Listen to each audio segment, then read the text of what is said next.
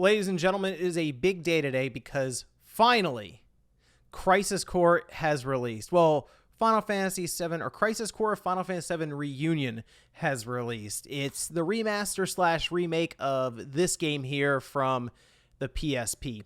I did pick it up on the Switch physically, and Square Enix actually sent over a copy digitally for the PlayStation 5. That is the version we'll be primarily checking out here, and I'll be giving some of my thoughts on the game as I go through roughly the first hour or so. For the first time, I have not started this game up yet at all, but what I will do for the Switch, because I know there are people who are curious about the game, I will break off, play a bit of it, record it, and then come back here towards the end of the video to give some of my quick thoughts on that version as well, along with some gameplay here you can check out. So if you guys enjoy the video, make sure you like it and subscribe if you're new. So it has been quite a while since I've actually sat down and played all the way through Crisis Core.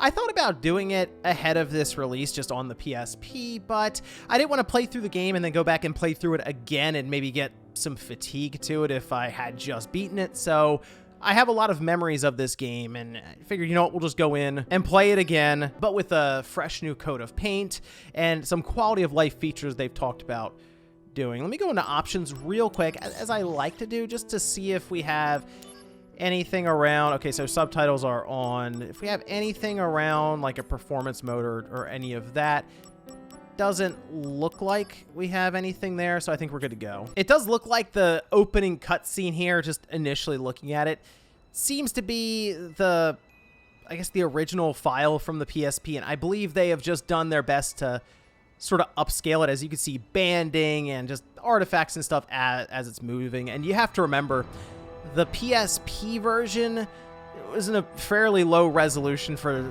that screen, and well, I think it's translated well enough to seeing it here on a much larger screen. It is probably going to be noticeable going from the in-game visuals to this, or just in general, if you're blowing it up to a really large screen. I think for the most part, it's getting the message across, even though there's some obvious banding and artifacting on the screen, especially with movement, of course, you're getting some of that effect. Okay, here we go. First shot at the visuals. This definitely, okay, so they were doing this thing where they say, hey, it's not a remaster necessarily, but it's also not a full-on remake. Somewhere in the middle. Zach speaking. I mean, looking at the visuals right here, this looks more like a remake. Oh, it feels way smoother as well. This is a game that they did their best to make it work on the PSP, and I think it worked fine. But now that I have like a second analog stick to move the camera around, I have L1 and L2. So L1 will just kind of pull that, and we can shoot different materia just like that. Being able to swing the camera around though easily in this way is, yeah, much better. So we're fighting this large behemoth here, and they just introduced that DMW at the top left, which is the slot machine that you've probably seen in different screenshots or gameplay. And essentially it'll line up different things. You might get a 7 like that, and it'll give me an Endure, or if you line up the different character models like it's trying to right now, didn't. It might give you, for example, Limit Break, and you can pop that in the middle of battle. It adds a layer of randomness to your battles. Doesn't necessarily get in the way, but it is noticeable. So this was a big moment if you got the game when it came out on the PSP, because you'll see turns, and there's Sephiroth. And obviously, we had played Final Fantasy VII, going right into this. You see Sephiroth just starting to light up Zack, breaks his sword and all this. Damn it. And if you, so people are of course going to ask if you can jump into this without playing Final Fantasy VII, like, oh, it's a prequel to the game, can I get into it? You can, but moments like this, where Zack is immediately surprised by Sephiroth in the first 10 minutes of the game, won't hit as hard as if you had played through even Final Fantasy VII Remake and gotten some of the backstory with Sephiroth and obviously how much of a terror he is to the main characters and just the overall plot. The cutscenes so far do look a lot better than, I mean, again, we were dealing with the PlayStation Portable at the time when it released. But they've definitely gone in and done a lot more work than just upscaling the game. And I'm kind of thinking about some of the story moments that were outside of just the cutscenes that they had that were, you know, already rendered and all of this, right? I feel like the story is going to hit a lot better now with these kind of visuals and setup that they have with these new graphics. So basically the way this will work is you'll hit triangle to go to missions after you hit a save point, and you'll get more and more of them as you go. And it's basically how they work to push the plot forward, but also you'll get like side missions that will give you different things, especially when it comes to materia, as that's the big thing you want to collect and power up, along with obviously the weapon that he has that will eventually become like the Buster Sword, and you'll have accessories that will allow you to eventually break the damage limit. All of that does exist here, which is great, because that's one of the big staples for Final Fantasy, is becoming really powerful eventually as you go through it. Also, the DMW has its own progression system, which is, I mean, kind of funny because it's technically randomized, I guess, but as you match the different characters here, which some of them will unlock as you go through, like Cloud is in there as an example right now, but as you gain more and more characters that will match up, you'll have different abilities, and you'll have different limit breaks and stuff. And yeah, it comes down to you matching the character. So I've already matched Sephiroth once. I had 10% for him. Okay, here's where it starts kind of coming through that this is from a PSP game. Specifically, that's kind of the textures on the environments here, and I guess the ground as well. Again, though, they did say it's not a full-on remake necessarily, like it's somewhere in between, but that's a part you can kind of tell it's from a system that was on a smaller screen, we'll say. And the combat is pretty, I mean, it's basic in nature, right? As you can see, I'm mostly just hitting square over and over again with just a combo that I have to take the different enemies out. But when you get some of the other bosses that show up and you mix in the materia that you continue to evolve as you play, and yeah, the randomness, but also technically the evolution of the DMW at the top, matching different characters and numbers and all of this, it does make for, I'll say, fairly engaging combat system that you wouldn't expect. It's definitely not a combat system you're going to experience really anywhere else. I don't know many other games that have a slot machine at the top of it kind of affecting the combat that's happening in real time.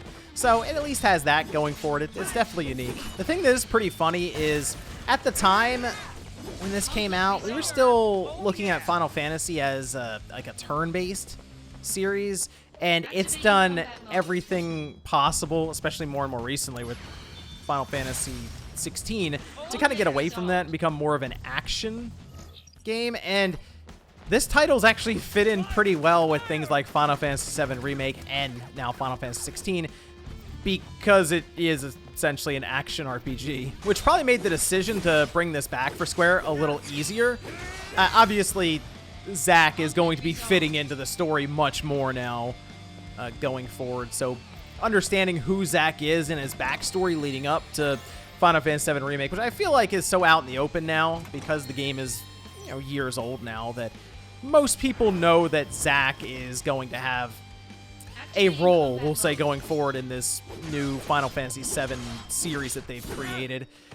But even though technically they've been doing a lot to change things up, getting a bit more of an understanding as to who Zack is and where he came from is going to obviously be important. And having this just on the PSP was such a disservice to this game. Something else you'll notice is the enemies themselves aren't represented on the map. It's when you're walking around, so you'll just have random encounters happen that way. Definitely screams of like mid 2000s JRPG design, but I guess in this case, I don't know, maybe it would have taken too much to do that, and obviously they were working within a budget for this game.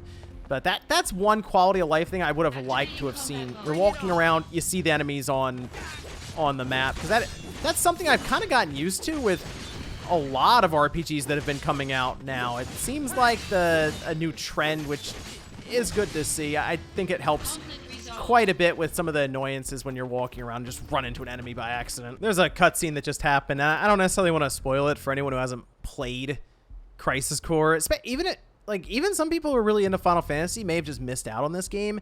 There are characters you will see from Final Fantasy VII represented here, just kind of to sync up with the timeline, because you have to remember this is years necessarily before Final Fantasy VII happened, as we're following along with Zack.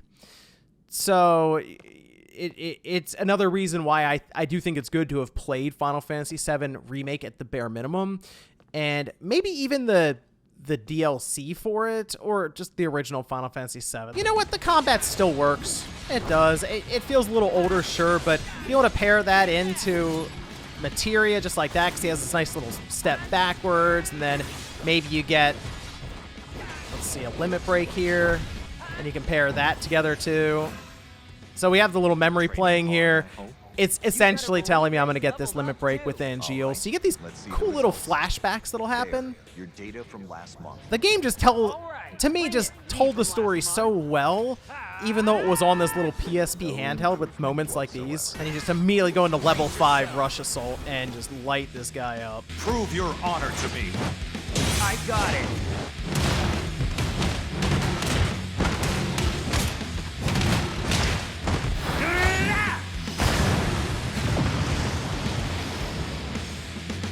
It's still fun. It is. Oh, it also does use the rumble for the PlayStation 5 controller, and I would assume that the Switch and Xbox, just as well. But it does have the advanced haptic feedback, so you'll have rumble on different sides of the controller from what I'm feeling. It's very subtle. As you hit with your sword, for example, and knock enemies out, it'll kind of hit you with some rumble there. So I think I'm going to call it there, because I know some serious story stuff is about to happen, and I'd just be skipping past the cutscenes in this video anyway. Try not to spoil a lot of the stuff that happens, because early on, even in this game, you'll see cameos and characters from Final Fantasy VII, and it definitely works to set the overall tone and obviously time period where this is happening is what I'll say. But just seeing Sephiroth, for example, is being viewed as a hero now versus where he is, in Final Fantasy VII is a different feeling, I guess. But the story is very fun to go through for Final Fantasy VII fans, and it's told really well, as I mentioned, in battle or outside of it through cutscenes and different things. It's definitely the driving force of this game, especially now because you look at it and it is a more basic concept in battle. The environments, the visuals, sure, but it is an experience. Jumping ahead a little bit here, I did spend some time with the Switch version, just kind of going through the beginning of the game to get a feel for it. And from what I can tell, it is cut in half in terms of the frame rate to 30, and when I was playing in handheld mode, I thought it looked pretty good there. When blowing it up to a larger TV, you do notice that the resolution is lower, but it doesn't really break the experience necessarily, and the frame rate, from what I can tell with the limited time I had here, was mostly stable. So I feel like if you only have the Switch as your option, even though it's technically the worst version in terms of performance, I think you could still have a pretty good experience here. That said, I think every other version, including the Steam Deck, is 60 frames per second, so I would probably lean towards the Xbox, the PlayStation, or the Steam Deck. But again, if you just have access to the Switch and you've been curious about Crisis Core, I think it'll work fine for you. But let me know what you guys think about Crisis Core Final Fantasy VII Reunion. I think I'm gonna have a blast with this game, really revisiting a title that I absolutely loved on the PSP, just like I said, with a fresh coat of paint, some quality of life stuff, and I'm even gonna say, yeah, better controls. Thanks guys for watching, and I'll see you next time.